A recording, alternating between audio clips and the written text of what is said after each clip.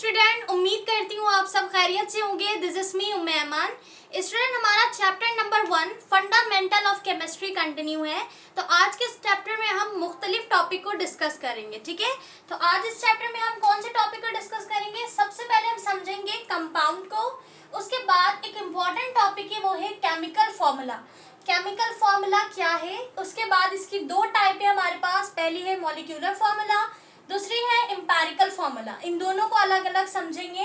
साथ ही एक और टॉपिक है हमारे पास एमसीक्यू से इम्पोर्टेंट, वो है रिलेटिव एटॉमिक मास यूनिट। उसके बाद एटॉमिक मास क्या है, एटॉमिक नंबर क्या है, फिर साथ में हम समझेंगे मॉलिक्यूलर मास को, फॉर्मूला मास को। ठीक है, तो ये कुछ टॉपिक है जिसे हम एक एक करके कवर करेंगे। पेज नंबर 13 से लेके 18 तक आपको ये तमाम टॉपिक मिल जाएंगे।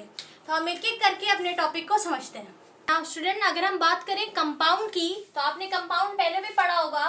The compound is a substance. Compound एक ऐसा सबस्टेंस है जो कि बनता है, फॉर्म होता है जब दो या दो से ज्यादा एलिमेंट, जैसे हमारे पास एक एलिमेंट है ऑक्सीजन, दूसरा है हाइड्रोजन, दोनों अलग हैं। जब ये दोनों एलिमेंट या इनसे ज्यादा मजीद, अब आप इसमें जो है ना हाइड्रोजन, ऑक्सीजन और उसके साथ कार्बन भी ले लें, तो मजीद दो हो या दो से ज्यादा एलिमेंट हो, जब आपस में ये कंबाइंड होंगे, बॉन्ड बनाएंगे, केमिकली बॉन्ड बनाएंगे एक साथ एक फिक्स रेशो पे, तो हम उसे क्या कहेंगे? हम उसे कंपाउंड कहेंगे। ठीक है, अच्छा, अब फिक्स रेशो से क्या मुराद है? जैसे हमारे पास अभी हमने कहा हाइड्रोजन और ऑक्सीजन। ठीक है, अब मैंने हाइड्रोजन और ऑक्सीजन को लिया, तो यहाँ पर मेरे पास एक कंपाउंड बन गया जो है वाटर। ठीक है, अब इन दोनों के दरमियान जो बॉन्ड है वो कौन सी है? वो केमिकल बॉन्ड है। अब या तो वो आयोनिक हो सकती है या कोवैलेंट हो सकती है। ठीक है, तो हमारे पास जब दो या दो से ज्यादा एलिमेंट्स आपस में केमिकली बॉन्ड बनाए, चाहे वो आयोनिक हो या कोवैलेंट बॉन्ड हो, और वो भी एक फिक्स रेशो के साथ। अब फिक्स रेशो क्या है? देखिए, फिक्स रेशो का मतलब यहाँ पे हाइड्रोजन की कितनी तादाद है? 2, ऑक्सीजन की कितनी है? 1, तो 2 in 1 का यहाँ पे रेशो बन गया। तो एक फिक्स रेशो के साथ, तो वो जो हमारे पास एक नई चीज फॉर्म होकर आएगी, उसे हम क्या कहेंगे? कंपाउंड कहेंगे। ठीक है, अब हमारे पास है केमिकल फॉर्मूला। किसी भी कंपाउंड को बताने के लिए हम केमिकल फॉर्मूला को यूज करते हैं।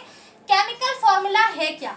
लिखा है द केमिकल फॉर्मूला है, chemical formula tells us number of atom. Chemical formula ये बताता है कि नंबर ऑफ एटम जो है, किसी भी एलिमेंट के नंबर ऑफ एटम जो कंपाउंड में मौजूद है अपने सिंबल्स के साथ। यानी कि केमिकल फॉर्मूला हमें इंडिकेट करता है, क्या इंडिकेट करता है? जैसे हमने अभी रेशो बनाया, तो इस रेशो को बनाने के लिए जिस चीज की हमें जरूरत पड़ी वो हमारे पास केमिकल फॉर्मूला था। आपकी बुक में कुछ एग्जाम्पल दी गई है, जैसे H2O, ठीक है, मतलब वाटर, साथ ही अमोनिया गैस NH3। सही है, अब हमें ये बात पता है कि वाटर में हमारे पास दो एलिमेंट यूज होते हैं, पहला हाइड्रोजन, दूसरा ऑक्सीजन। सही है, अब हमारे पास जो है ना केमिकल फॉर्मूला ये इंडिकेट कर रहा है, ये शो कर रहा है कि यहाँ पर हमारे पास 2:1 का फिक्स रेशो है। ठीक है, तो एक फिक्स रेशो देना, साथ ही हमें क्या प्रोवाइड करना? हमें यहाँ पर प्रोवाइड करना, इनके बताना कि यहाँ पे कितने नंबर ऑफ एटम्स मौजूद है। सही है, जैसे हमारे पास 2 हाइड्रोजन है, 1 ऑक्सीजन है। अमोनिया गैस में हमें पता है नाइट्रोजन और हाइड्रोजन होता है। अब हाइड्रोजन की कितनी तादाद है, नाइट्रोजन की कितनी तादाद है, ये हमें कौन बता रहा है? ये हमें बता रहा है केमिकल फॉर्मूला। सही है, अच्छा, अब केमिकल फॉर्मूला की दो टाइप होती है, एक हमारे पास होती है एम्पिरिकल फॉर्मूला, एक होती है मॉलिक्यूलर फॉर्मूला। तो एम्पिरिकल फॉर्मूला को अगर हम समझें तो it's showing the minimum relative number of each atom in a molecule. यानी कि हमें क्या करता है? एक रिलेटिव नंबर बताता है। सही है, एक हमें ऐसा नंबर बताता है जो एक्चुअल ना हो, यानी कि एक सिंपलेस्ट रेशियो फराहम करता है। आप ये कह सकते हैं कि किसी भी मॉलिक्यूल में उसके एटम की मिकदार कितनी है, ये चीज हमें एम्पिरिकल फॉर्मूला बताता है। सही है, कि आपके पास जो मॉलिक्यूल मौजूद है उस मॉलिक्यूल में एटम की मिकदार कितनी है, ये बात हमें कौन बताएगा? केमिकल फॉर्मूला बताएगा। और केमिकल फॉर्मूला की टाइप कौन सी? Empirical formula. सही है, अच्छा, इसमें यहाँ पर कुछ चीजें हैं। पहला कि ये हमें एक सिंपल रेशो बताता है। दूसरा, ये हमें ये जाहिर नहीं करता कि इसमें एक्चुअल नंबर ऑफ एटम कितने हैं। उसके बाद ये हमें जाहिर करता है कि ये टाइप ऑफ एलिमेंट कौन सी है। अब इसकी प्रेजेंट जो है वो हमारे पास कौन से टाइप की है वो हमें बताता है। एग्जाम्पल आपके पास दी गई है ग्लूकोज की।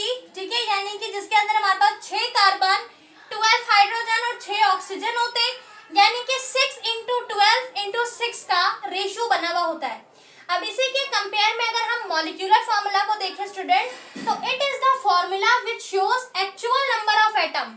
ये एक ऐसा फॉर्मूला है जो जाहिर करता है बिल्कुल एक्चुअल नंबर ऑफ एटम को, सही है।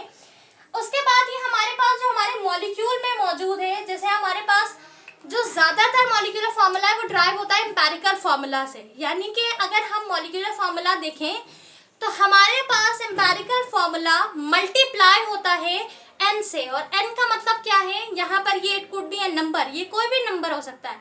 आपकी बुक में लिखा हुआ है फॉर्मूला, यहाँ स्पेस नहीं था तो मैंने नहीं लिखा। आप अगर कहो कि empirical formula multiply by n, तो मल्टीप्लाई किसको जाहिर करता है, हमारे पास मल्टीप्लाई ये जाहिर करता है कि वो जो ब्रैकेट है, यानी कि उसके अंदर जो एम्पेरिकल फार्मूला है वो मल्टीप्लाई होगा n से। अब ये नंबर ऑफ हमारे पास कोई भी जो है ना नंबर आ सकता है, जैसे हम ज्यादातर बैलेंस करते हैं तो लगाते हैं। तो अगर आपको अभी ये बैलेंस वाला जो है वो समझ नहीं आ रहा है क्या सीन है, तो आप सिर्फ इतना याद रखें कि मॉलिक्यूलर फार्मूला वो जो हमें एक्चुअल नंबर बताए, ठीक है, कि मॉलिक्यूल में एटम का एक्चुअल नंबर क्या है। और एम्पेरिकल फार्मूला को अगर हम वन वर्ड में डिस्कस करें तो वो हमें एक मिनिमम रिलेटिव नंबर बताएगा, यानी सिंपल रेशियो बताएगा, सही है। उसके बाद लिखा है कि मॉलिक्यूलर फार्मूला ये ड्राइव होता है एम्पेरिकल फार्मूला से, जो अभी हमने डिस्कस किया। मॉलिक्यूलर फार्मूला मास कैलकुलेट होता है बाय एटॉमिक वेट, यानी कि इसे निकालने का तरीका बताया, जो भी हम निकाल के मॉलिक्यूलर मास निकालेंगे तो वहाँ डिस्कस करेंगे कि हम इसको आपस में प्लस करते हैं तो हमारे पास एक आंसर आता है, वो हम उसे मॉलिक्यूलर मास कह रहे होते हैं, ठीक है। अच्छा, मॉलिक्यूलर फार्मूला एक ऐसा कंपाउंड है जो कि सम या फिर मल्टीप्लाई होगा एम्पेरिकल फार्मूला में से। एग्जाम्पल दी गई है कार्बन डाइऑक्साइड की, सही है। तो सिंपली वन वर्ड में हम कहेंगे तो एक्चुअल, और ये हमारे पास एक मिनिमम रिलेटिव एटॉमिक मास बताएगा, यानी सिंपल आपको रेशियो बताएगा। तो हमने डिस्कस किया कंपाउंड को। कंपाउंड क्या होता है, जब दो सब्सटेंस एक या दो से ज्यादा सब्सटेंस कोवेलेंट या आयोनिक बॉन्ड बना के, यानी केमिकली बॉन्ड बनाएंगे और एक नया सब्सटेंस फॉर्म होगा, उसी को हम कंपाउंड कहेंगे। कंपाउंड को हम बताएंगे केमिकल फार्मूले से, केमिकल फार्मूला जो इंडिकेट करेगा नंबर ऑफ एटम्स के बारे में, कि उसमें भाई हाइड्रोजन की तादाद कितनी है, ऑक्सीजन की तादाद कितनी है, किस तरीके का कंपाउंड है। इसकी दो टाइप है, एक है एम्पेरिकल और एक है मॉलिक्यूलर, ठीक है। नाउ स्टूडेंट, अब हम डिस्कस करते हैं एटॉमिक मास को और एटॉमिक नंबर को। तो अगर हम बात करें एटॉमिक नंबर की, तो सबसे पहले नंबर ऑफ प्रोटॉन जो प्रेजेंट होता है हमारे न्यूक्लियस में, ठीक है। ये हमारे पास स्ट्रक्चर है एटम का, इसके अंदर एक न्यूक्लियस है, इसके अंदर हमारे पास प्रोटॉन और न्यूट्रॉन है, ठीक है स्टूडेंट। और इलेक्ट्रॉन आपको पता है बाहर होते हैं जो रिवॉल्व कर रहे होते हैं। तो हमारे पास एटम के न्यूक्लियस में किसी भी एलिमेंट का, चाहे वो कोई सा भी एलिमेंट हो, इन एनी एलिमेंट, किसी भी एलिमेंट पे जो हमारा न्यूक्लियस है उसके अंदर जो प्रोटॉन है, हम उसी को एटॉमिक नंबर कहते हैं, ठीक है। The number of proton present in the nucleus of an atom of any element, किसी भी एलिमेंट का हमारा जो एटम है, अगर किसी भी एलिमेंट का आप एटम जो स्ट्रक्चर देखें उसके अंदर न्यूक्लियस है, उस न्यूक्लियस के अंदर जो प्रोटॉन है हम उसी को एटॉमिक नंबर कहते हैं, यानी प्रोटॉन का जो नंबर होगा वही नंबर हमारा एटॉमिक नंबर कहलाएगा। अब हम इसे रिप्रेजेंट करते हैं बाय सिंबल Z, तो हम Z से जो है ना वो रिप्रेजेंट करते हैं अपने नंबर ऑफ प्रोटॉन को, यानी एटॉमिक नंबर को। अब आपकी बुक में एग्जाम्पल 1.1 लिखी हुई है, अगर मैं क्वेश्चन पढ़ूं तो क्वेश्चन में लिखा हुआ है if any element have number of proton 11। अब कोई भी आपके पास एलिमेंट आप कंसीडर कर सकते हैं, लेट सपोज आपके पास हीलियम है, ठीक है, उसमें आपको दिया गया है प्रोटॉन 11 और उसके साथ लिखा हुआ है नंबर ऑफ न्यूट्रॉन 12, उसमें नंबर ऑफ न्यूट्रॉन आपको बताए हुए 12। तो यानी कि जब आपको प्रोटॉन 11 बताया गया, यानी आप ये कंसीडर करके हीलियम के हमारे पास कितने, हमारे पास प्रोटॉन है 11 है, तभी उसका नंबर क्या कहला रहा है 11, क्योंकि वैसे तो हीलियम का नंबर 2 होता है, ठीक है। तो हम अगर इस तरीके से ले कंसीडर करें, लेट सपोज कोई भी एलिमेंट ले लें, उसका हमारे पास 11 जो है स्टूडेंट क्या है, प्रोटॉन है, और हमारे पास 12 जो है वो नंबर ऑफ न्यूट्रॉन है। आगे सवाल में पूछा है find out its atomic number and atomic mass. अब हमें इसका एटॉमिक नंबर और एटॉमिक मास बताना है। तो सबसे पहले हम डेटा बना लेते हैं। नंबर ऑफ प्रोटॉन हमें 11 दिया गया है, नंबर ऑफ प्रोटॉन हमें 12 दिया गया। तो सबसे पहले आप डेटा बनाओगे, और डेटा में क्या क्या चीजें लिखोगे, डेटा में हम वो चीजें लिखते हैं जो सवाल में ही हमें बता दी गई हो। तो हमने लिख दिया कि नंबर ऑफ प्रोटॉन और नंबर ऑफ न्यूट्रॉन की तादाद हमें बताई गई है। रिक्वायर्ड कहते हैं मतलब जो चीज आपको निकालना है, जिसकी रिक्वायरमेंट है। तो हमें Z निकालना है। Z का मतलब हमें नंबर ऑफ जो है वो क्या निकालना है, एटॉमिक नंबर यानी प्रोटॉन। एटॉमिक नंबर मतलब प्रोटॉन ही। तो नीचे देखिए लिखा है एज वी नो, जैसा कि हमें मालूम है एटॉमिक नंबर यानी जो हमारे पास एटॉमिक नंबर होता है Z is number of proton. ठीक है, तो जो हमारे पास नंबर ऑफ प्रोटॉन होते हैं उसी को हम एटॉमिक नंबर कहते हैं। तो एटॉमिक नंबर निकालने की हमें जरूरत नहीं है, हम सिंपली लिख देंगे इज 11। सही है। आगे हमसे जो पूछा गया है वो पूछा गया ए, यानी कि हमारे पास क्या पूछा गया ए। अब ए क्या है हमारे पास, इसको समझते हैं। ए हमारे पास है एटॉमिक मास। उस सवाल में आपसे एटॉमिक मास भी पूछा गया था। तो अब अगर हम देखें एटॉमिक मास क्या है, तो it is the sum of proton and neutron. अब आपके न्यूक्लियस में प्रोटॉन भी है और न्यूट्रॉन भी है, तो जब हम न्यूट्रॉन को प्रोटॉन को दोनों को प्लस कर देंगे तो उसका जो आंसर होगा वो हमारे पास एटॉमिक मास कहलाएगा। लिखा हुआ है present in the nucleus of any element. सही, किसी भी एलिमेंट का। It is the represented by symbol A. इसे हम सिंबल ए से जाहिर करते हैं। अब आपके पास एग्जांपल 1.2 जो है वो दिया गया है कि हमारे पास एटॉमिक मास जो है वो दिया गया है 40, जबकि हमारे पास Z जो है वो दिया गया है 20। सही है। अब नंबर ऑफ न्यूट्रॉन हमसे पूछा गया और नंबर ऑफ प्रोटॉन पूछा गया है, तो लिखा है एज नंबर ऑफ प्रोटॉन जो है वो Z होता है हमारे पास, यानी कि हमारा जो Z है एटॉमिक नंबर ही हमारा नंबर ऑफ प्रोटॉन है। तो हम सिंपल जो वैल्यू यहाँ दी हुई है हम उसी वैल्यू को यहाँ लिख देंगे।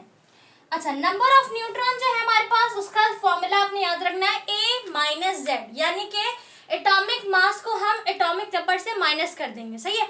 अब इस सवाल में आपके पास जो है ना वो Z तो पता है लेकिन A नहीं निकाला हुआ, तो अगर आप A निकालना चाहें तो कैसे निकालेंगे, आप A में से Z को माइनस करेंगे। अब चूंकि आपके पास A तो है नहीं, सिर्फ Z है। सही है, A तो आपके पास Z है नहीं, तो हम यहाँ पे क्या करेंगे, इसे रीअरेंज करेंगे। किस तरीके से, आपको निकालना क्या है, न्यूट्रॉन को निकालना है। आपने न्यूट्रॉन लिखा, साथ ही आपने A लिखा, ठीक है, माइनस Z। अब स्टूडेंट हमारे पास A निकालना है, मतलब हमें एटॉमिक मास निकालना है। तो एटॉमिक मास जो है आपके पास आपको नहीं पता, तो आप क्या करोगे, इसको रीअरेंज करोगे। जो चीज हमें मालूम नहीं होती हम उसको ऐसे ही छोड़ देंगे, और जो इसके रिलेशन में यहाँ पे ये माइनस में इस तरफ भेजेंगे तो ये प्लस का हो जाएगा, राइट। तो Z को N से प्लस करेंगे तो आंसर क्या आएगा हमारे पास, एटॉमिक नंबर। इसीलिए मैंने इसको मुकम्मल करने से पहले आपको ये समझाया कि सम ऑफ जो प्रोटॉन और न्यूट्रॉन होता है बच्चे, वही हमारे पास एटॉमिक मास होता है। ठीक है स्टूडेंट, तो अगर आपको इस सवाल में आधी चीज बताई गई है, पहला आपको बता दिया गया Z आपको पूछा गया था और आपसे क्या पूछा गया था, A यानी कि एटॉमिक नंबर, और एटॉमिक मास भी पूछा गया था। तो हमने एटॉमिक नंबर को तो निकाला, हमने क्या बोला, हमने सिर्फ बोला कि हमारे पास जो Z होता है नंबर ऑफ प्रोटॉन, वही हमारा एटॉमिक नंबर होता है। तो प्रोटॉन की वैल्यू हमें गिवन थी 11, इसका मतलब 11 ही हमारा एटॉमिक नंबर है। अब हम अगर एटॉमिक मास की बात करें, कैपिटल A की बात करें, तो यहाँ पर हमारे पास फॉर्मूला होता है A माइनस Z, यानी कि हम A में से Z को माइनस कर दें। लेकिन हमें A ही नहीं पता है, यानी हमें एटॉमिक मास ही नहीं पता, तो हम क्या करेंगे, अरेंज कर देंगे। अरेंज कैसे करेंगे, जो चीज आपको नहीं मालूम आपने उसको ऐसे छोड़ देना है। Z आपको पता है, Z यहाँ पे माइनस के रिलेशन में इज इक्वल्स टू के साइड जाएगा तो प्लस में हो जाएगा।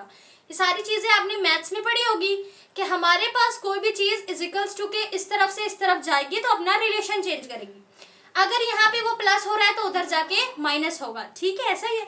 तो हमने सिंपल इसको अरेंज किया और हमने निकाला, तो हमारे पास एक नया फॉर्मूला बन गया। वो क्या बन गया, A का, A is equals to Z plus N। अब आपको पता है Z क्या है, Z हमारे पास है एटॉमिक नंबर, N हमारे पास है न्यूट्रॉन। एटॉमिक नंबर को ही हम प्रोटॉन कहते हैं। सही है, तो यहाँ पर हमारे पास लिखा हुआ है कि सम ऑफ प्रोटॉन और न्यूट्रॉन जो होगा वही हमारे पास एटॉमिक मास होगा। तो हमने क्या किया, सिंपल यहाँ पर इसको क्या किया, A हमारे पास गिवन है, यहाँ पर Z गिवन है, माइनस कराया, जो आंसर आया वो न्यूट्रॉन आ गया। ठीक है, तो यहाँ पर तो आपको वैल्यू गिवन थी, यहाँ पर गिवन नहीं है तो आप रीअरेंज करेंगे। ठीक है, अब इसी को समझने के लिए हम अगर एक और मिसाल लें, एक और एग्जाम्पल लें, तो अब मैं आपको एग्जाम्पल देती हूँ एक, वो आपकी बुक में मौजूद नहीं है। ठीक है, आप इसको कंसीडर करते हैं as a practice question, as a practice question इसे कंसीडर करते हैं। मैं एग्जाम्पल क्वेश्चन है आपके पास 1.3। सही है, प्रैक्टिस क्वेश्चन की बात कर रही हूँ, आपकी बुक का 1.3 तो मॉलिक्यूलर मास या फॉर्मूला मास होगा। तो अगर मिसाल के तौर पे मैं आपसे पूछूं कि मैं डेटा में आपको दे दूं, मेरे पास जो है वो लिथियम है, सही है, या मेरे पास मैं कह लूं कि नंबर ऑफ प्रोटॉन जो है वो है 16। ठीक है। और नंबर ऑफ न्यूट्रॉन मैंने आपको बता दिया, स्मॉल n से डिनोट करते हैं। नंबर ऑफ न्यूट्रॉन जो है वो मैंने आपको बता दिया कि वो मेरे पास है 10, ठीक है। अब मुझे रिक्वायर्ड में क्या चीज पूछनी है आपसे, आपने बताना है मुझे कि इसमें हमारे पास एटॉमिक नंबर क्या है, ठीक है, एटॉमिक मास क्या है, एटॉमिक नंबर और एटॉमिक मास। तो आप सिंपली क्या कहोगे कि जो हमारे पास प्रोटॉन की तादाद होती है वही हमारे पास Z होता है, यानी एटॉमिक नंबर होता है। तो हम क्या लिख देंगे सिंपल यहाँ पे 16। लेकिन अगर मुझे A निकालना हो तो A का फॉर्मूला क्या है, हम सीधा सीधा Z को माइनस कराएंगे A से। तो अगर Z को मैं माइनस कराऊंगी A से तो ये तो न्यूट्रॉन आएगा, जबकि न्यूट्रॉन तो मुझे पता है कि न्यूट्रॉन की वैल्यू है 10। तो मुझे तो N नहीं मालूम करना, मुझे तो कैपिटल A मालूम करना है, यानी एटॉमिक मास। तो मैं क्या करूंगी, इस फॉर्मूले को अरेंज करूंगी। कैसे अरेंज करूंगी, जो चीज मुझे नहीं पता उसको हमने ऐसे ही रहने दिया, ये यहाँ पे इसके साथ माइनस में था, मैंने इसको इधर भेजा तो ये हो गया n प्लस जेड, ठीक है। अब आप इन दोनों को प्लस कराओ, n की वैल्यू हमारे पास 10 और हमारे पास z की वैल्यू क्या है 16। यहाँ पे हम इसको z से डिनोट करेंगे 16। तो यहाँ पर हमारे पास 10 प्लस 16 जो है हम उसको कर लेंगे तो क्या हो जाएगा 26 हो जाएगा। तो a की वैल्यू मेरे पास आ गई 26, ठीक है। तो मैंने आपको करके भी बता दिया और ऐसे आपको मैंने थ्योरेटिकल भी बता दिया। तो हमने सिंपली क्या करना है, हमने सिंपली जब हमसे पूछा जाएगा नंबर ऑफ प्रोटॉन बताएं, तो नंबर ऑफ प्रोटॉन हम एटॉमिक नंबर को ही बोलते हैं। तो आपने एटॉमिक नंबर जो है वो सिंपली क्या किया, लिख दिया। अच्छा, अगर ऐसा हो आपके सवाल में, आपके जो क्वेश्चन में ऐसा हो कि आपसे Z पूछा जाए, सही है, आपसे Z पूछा जाए और यहाँ पे डेटा में भी Z गिवन ना हो, तो फिर आप क्या करोगे, फिर अगेन इसी फॉर्मूले को अरेंज करेंगे, सही है। क्योंकि इस फॉर्मूले में आपने देखना है फॉर्मूला एक ही रहेगा, आपके पास जो फॉर्मूला है, फॉर्मूला आपके पास जो है ना वो वही रहेगा। आपने ये चीज देखनी है कि इसमें आपके पास क्या गिवन है। लेट्स सपोज आपसे Z पूछा गया है, तो अगर आपके पास ये दोनों मौजूद हो तो आप इसको अरेंज कर लें, Z को अलग कर लें, ये माइनस में इसके साथ प्लस में हो जाएगा, Z निकल जाएगा। तो आपने सिर्फ क्या करना है, रीअरेंज करके वैल्यू को निकाल लेना है, सही है। तो हमने आज समझा एटॉमिक नंबर को और एटॉमिक मास को, कि एटॉमिक नंबर सिंपल है, जो न्यूक्लियस में प्रोटॉन की तादाद होती है वही हमारा एटॉमिक नंबर है। और जो हमारे पास न्यूक्लियस में प्रोटॉन और न्यूट्रॉन की तादाद, यानी दोनों को सम अगर करें तो उसका आंसर हमारे पास एटॉमिक मास कहलाता है, सही है। एटॉमिक मास को हम A से डिनोट करते हैं, कैपिटल A से। एटॉमिक नंबर को हम कैपिटल Z से डिनोट करते हैं। आपकी बुक का जो क्वेश्चन था वो मैंने समझा दिया। अब इस तरीके से आप मजीद कुछ क्वेश्चन लिखें जिसमें आप नंबर ऑफ प्रोटॉन को फाइंड आउट कीजिए, कुछ आप क्वेश्चन लिखिए जिसमें आप अपने एटॉमिक मास को फाइंड आउट कीजिए। फिर इस तरह आपको ये न्यूमेरिकल क्लियर हो जाएगा, क्योंकि आपके इस चैप्टर से ये न्यूमेरिकल आपके पेपर में आ सकता है, ठीक है। नाउ स्टूडेंट, अब हम निकालना सीखते हैं मॉलिक्यूलर मास को और फार्मूला मास को, ठीक है। तो सबसे पहले समझते हैं कि मॉलिक्यूलर मास होता क्या है। तो सबसे पहले लिखा है the molecular mass is the sum of the all the atom present in a molecule. अब आपके पास लेट्स सपोज कोई भी एक मॉलिक्यूल दिया हुआ है, जैसे मेरे पास है H2O, ठीक है, ये है वाटर का फॉर्मूला, सही है। अब वाटर का मेरे पास एक मॉलिक्यूल है स्टूडेंट। अब इसके अंदर जो जो एटम है, जो जो एलिमेंट है, जैसे हाइड्रोजन है और ऑक्सीजन है। अब हाइड्रोजन और ऑक्सीजन की जो तादाद है, इनको अगर मैं प्लस करूंगी तो इसका जो आंसर आएगा मेरे पास, वो मेरे पास मॉलिक्यूलर मास होगा, किसका, हमारे वाटर का, ठीक है।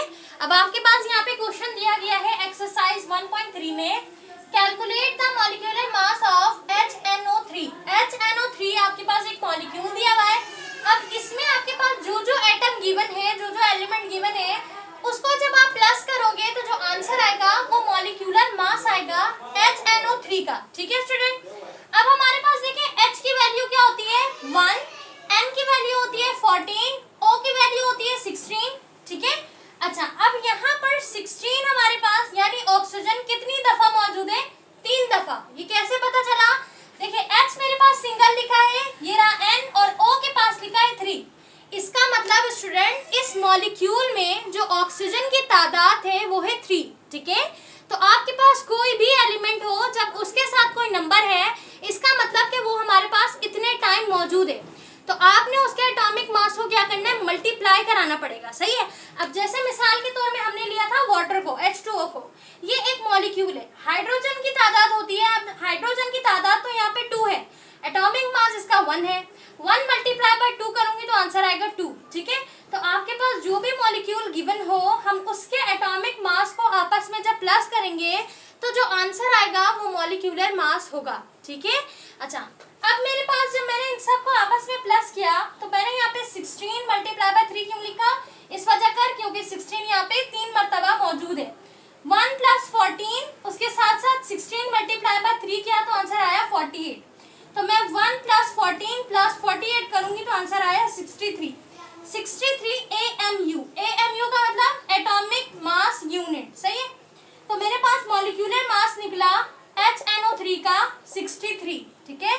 अब आपने क्या करना है, आपने मुख्तलिफ मॉलिक्यूल्स को लेना है और उसके मॉलिक्यूलर मास को फाइंड आउट करना है। अब मैं आपको कुछ क्वेश्चन देती हूँ।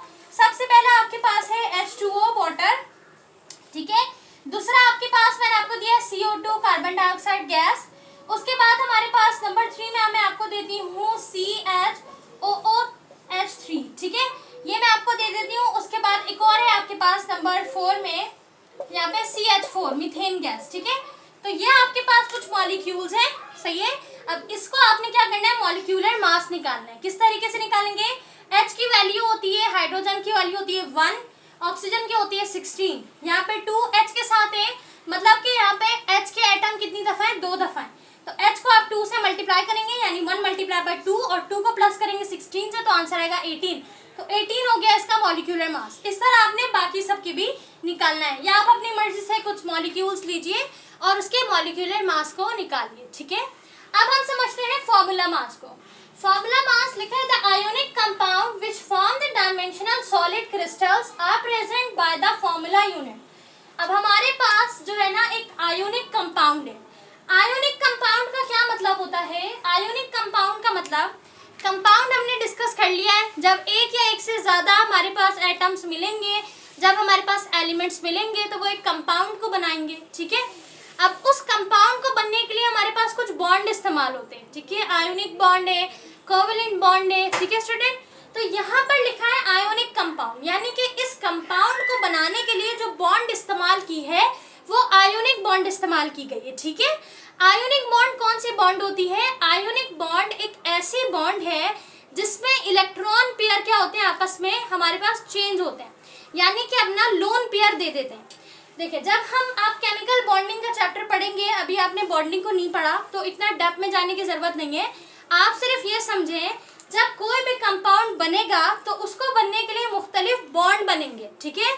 उस बॉन्ड को बनने के लिए हमारे पास अगर वो आयोनिक बॉन्ड हुआ स्टूडेंट, तो मतलब वो अपना आयंस देंगे। आयंस का क्या मतलब होता है, आयंस को अगर हम थोड़ा समझें, आयंस का मतलब होता है चार्ज, ठीक है, सही है। हमारे पास पॉजिटिव या नेगेटिव चार्ज हो, तो अगर यहाँ पर कोई कंपाउंड है जिसके ऊपर चार्ज है, तो उस चार्ज कंपाउंड को जब हम आपस में प्लस करके निकालेंगे तो वो सिंपल फॉर्मूला मास कहलाएगा।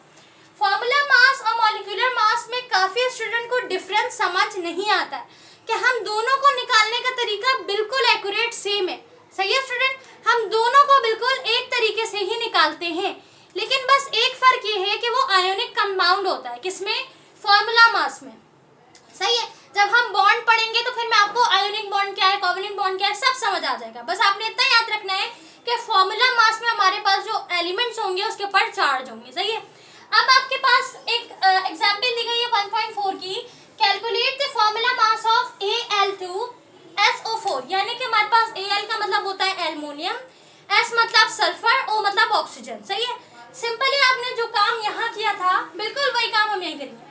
Atomic mass of aluminium, AT का मतलब है एटॉमिक मास, ये मैंने शॉर्ट फॉर्म लिखा है, आपने पूरा लिखना है, ठीक है। एटॉमिक मास ऑफ एल्युमिनियम होता है 26.98 AMU, यानी एटॉमिक मास यूनिट। उसके अलावा atomic mass of sulphur 32, atomic mass of oxygen 16, और फॉर्मूला यूनिट हमारे पास क्या है, वही है, आपने अपने सवाल में से देख के लिखना है फॉर्मूला यूनिट, ठीक है। अब इनको सबको हमने आपस में प्लस किया, जहां पर मल्टीप्लाई करने की नीड थी मल्टीप्लाई कराया, तो आंसर हमारे पास इसका आया 341.96, ठीक है। मल्टीप्लाई से क्या मुराद था, वही कि हमारे पास कितनी दफा मौजूद है। अब देखें, Al के पास लिखा है 2, मतलब एल्युमिनियम यहाँ पे 2 मरतबा मौजूद है, तो मैं इसकी जो वैल्यू है 26.98, इसको मल्टीप्लाई करूंगी पहले 2 के साथ, सही है। अच्छा, सल्फर मौजूद है मेरे पास 3 टाइम। अच्छा, यहाँ पर थोड़ी तवज्जो दीजिएगा, देखिए लिखा है SO4 और ब्रैकेट में लिखा है 3, ठीक है।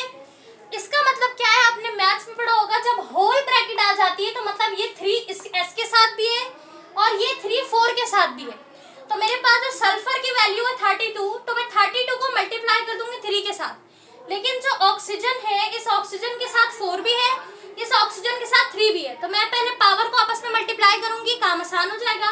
4 मल्टीप्लाई बाय 3 तो क्या हो गया, 4 3 12, तो 12 को मल्टीप्लाई करेंगे 16 के साथ, तो 26.98 मल्टीप्लाई होगा 2 के साथ, 32 मल्टीप्लाई होगा 3 के साथ, फिर हमारे पास 12 यानी कि 4 और 3 मल्टीप्लाई हुआ 12, मल्टीप्लाई होगा ऑक्सीजन की वैल्यू 16 के साथ, फिर हम इनको प्लस करेंगे तो आंसर आएगा हमारे पास ये। तो जो आंसर है वो हमारे पास फॉर्मूला मास है किसका, हमारे फॉर्मूला यूनिट का, ठीक है।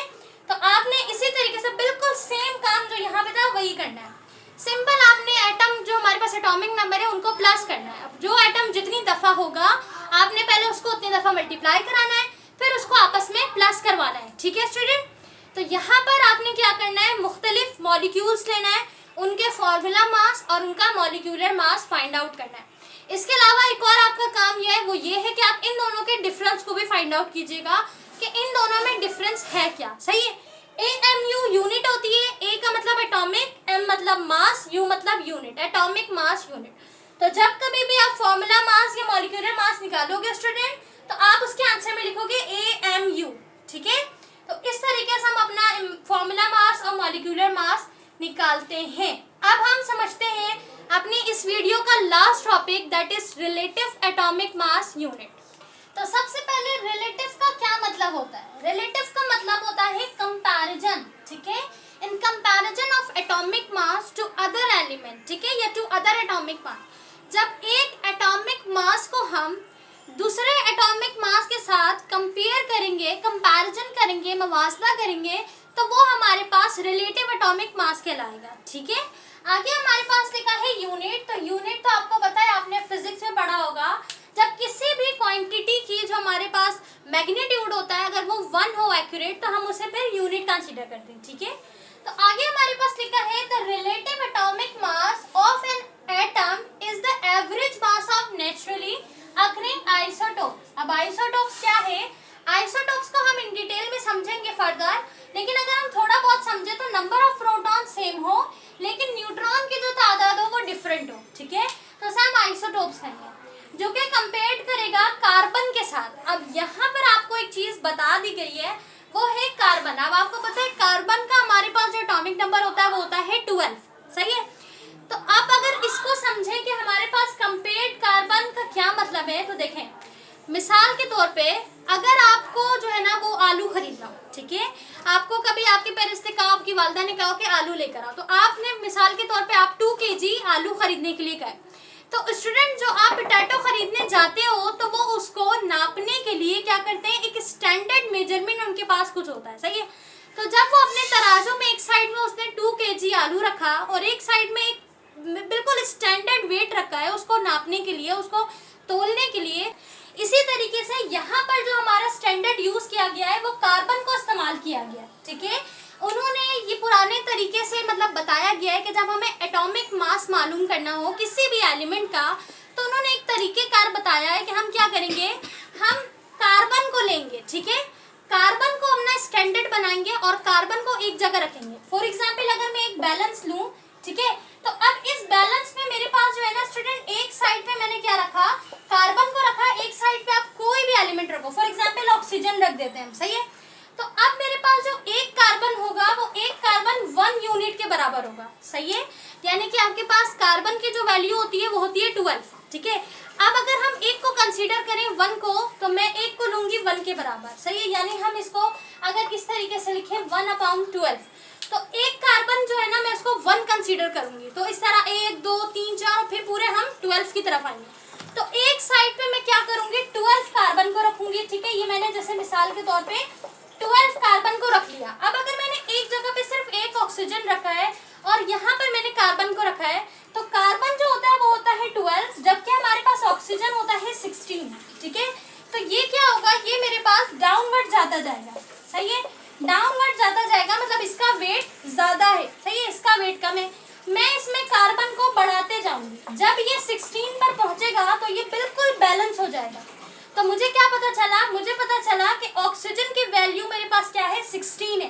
तो इस तरह हम किसी भी एलिमेंट को क्या करेंगे, वजन करेंगे। बाद में हमने इसे प्रैक्टिकली नहीं माना, हमने प्रैक्टिकली इसे जो है ना वो करेक्ट कंसीडर नहीं किया, ठीक है, कि इस तरीके से किसी भी एटॉमिक मास को हम नहीं निकालते। लेकिन अगर हम आपको रिलेवेंट के समझाएं कि रिलेवेंट एटॉमिक मास है क्या, तो किसी भी एटॉमिक मास को दूसरे एटॉमिक मास से कंपेयर करना।